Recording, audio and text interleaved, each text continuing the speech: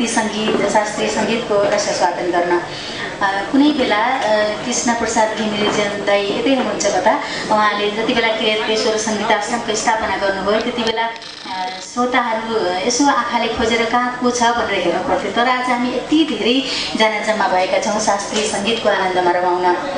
अनि यति धेरैजना जम्मा भइसके पछाडि के हुँदो रहेछ भने शास्त्रीय सङ्गीतको जगेर्ना त हुन्छ नै, कलाकारलाई हौसला हुन्छ नै, तर वर्षौँदेखि शास्त्रीय सङ्गीत सुनिरहँदा तपाईँको मनमा पनि कतै शास्त्रीय सङ्गीतको कार्यक्रम गर्न पाए हुन्थ्यो आफ्नो ठाउँमा भन्ने उब्जिँदो रहेछ।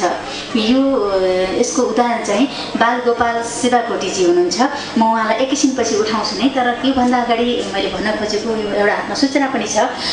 हाम्रा कलाकारहरू दुर्गा खतिवडा, रमेश पोखरेल, अन्जु उप्रेती लगायत अन्य धेरै कलाकारहरूले गएर त्यस ठाउँमा आफ्नो कार्यक्रम प्रस्तुत गरिसक्नु भएको छ। अब छिट्टै नै त्यो ठाउँमा निरन्तरता दिने प्रयासमा हुनुहुन्छ उहाँ।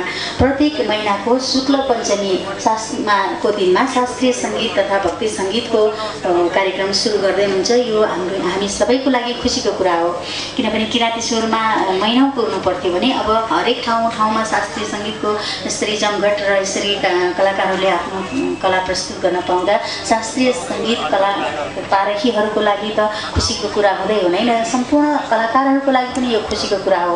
अनि यसो गर्दाखेरि शास्त्रीय सङ्गीतको जगेर्ना अझ राम्रोसँग हुन्छ भन्ने मलाई लाग्दछ। किनभने जति धेरै ठाउँमा हामीले प्रस्तुत गर्न पाए त्यति नै हामीलाई साधना गर्ने ऊर्जा पनि प्राप्त हुन्छ नै।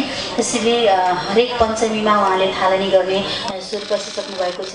बेलुका 5 बजेदेखि राति 8:30 बजेसम्म उहाँले सुरुवात त गरिसक्नु भएको छ, तर अझ बृहत रूपमा चाहिँ नागपञ्चमीदेखि सुरु गर्ने कोसिसमा हुनुहुन्छ।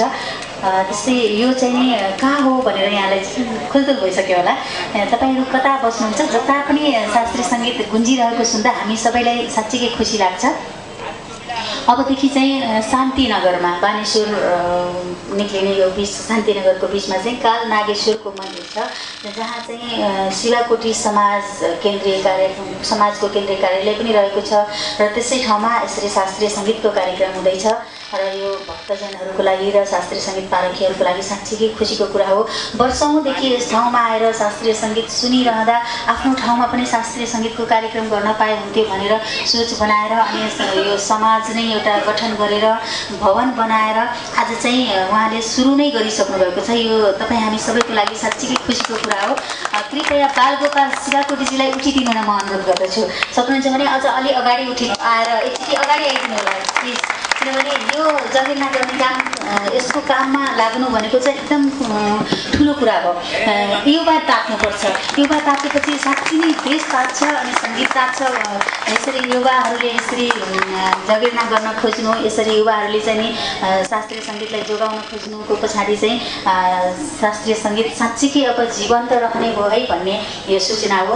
धेरै धेरै धन्यवाद बालगोपाल शिवाकोटीजीलाई, किनभने सङ्गीतको यसरी जगेर्ना गर्ने जमर्को गर्नुभएको छ तपाईँले। अनि तपाईँको त्यो ठाउँमा फेरि सङ्गीत निरन्तर सुनिरहँदाखेरि अर्को ठाउँमा पनि यसै गरी सङ्गीत अवश्य जन्मने छ। हामी एकदम गौरवान्वित भएका छौँ र धेरै धेरै धन्यवाद पनि दिन चाहन्छौँ।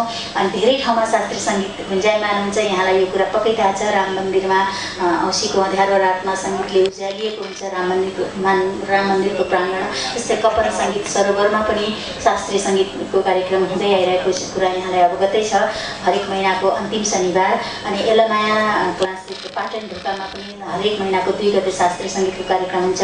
त्यस्तै म्युजिक सेन्टर पिङ्गला स्थानमा पनि शास्त्रीय सङ्गीतको कार्यक्रम हुने गर्छ। अन्य धेरै ठाउँमा अन्त पनि हुने गर्छ। जस्तै कलानिधि इन्दिरा सङ्गीत महाविद्यालयको कक्षामा पनि त्यहाँ पनि हरेक महिनाको पहिलो शुक्रबार हुन्छ। हामीलाई साँच्चीकै खुसी लाग्दो कुरा हो र कलाकारहरूको लागि पनि खुसीको कुरा हो यो। बालगोपाल शिवाकोटीजीलाई धेरै धेरै धन्यवाद। अनि यसरी तपाईँहरू आएर हामीलाई हौसला दिनुभएकोमा यहाँहरूप्रति पनि आभार व्यक्त गर्न चाहन्छु। र अबको प्रस्तुति लिएर कलाकारहरू मञ्चमा आइसक्नु भएको छ। कलाकार प्रभुराज ढकालज्यू आउँदै हुनुहुन्छ अबको प्रस्तुति लिएर। रागजोग प्रस्तुत गर्दै हुनुहुन्छ उहाँले र उहाँलाई बेला बजाएर साथ दिन आउँदै हुनुहुन्छ मिलिन तेन्दुलकर अनि तबला बजाएर साथ दिन आउँदै हुनुहुन्छ रविन्द्र श्रेष्ठज्यू।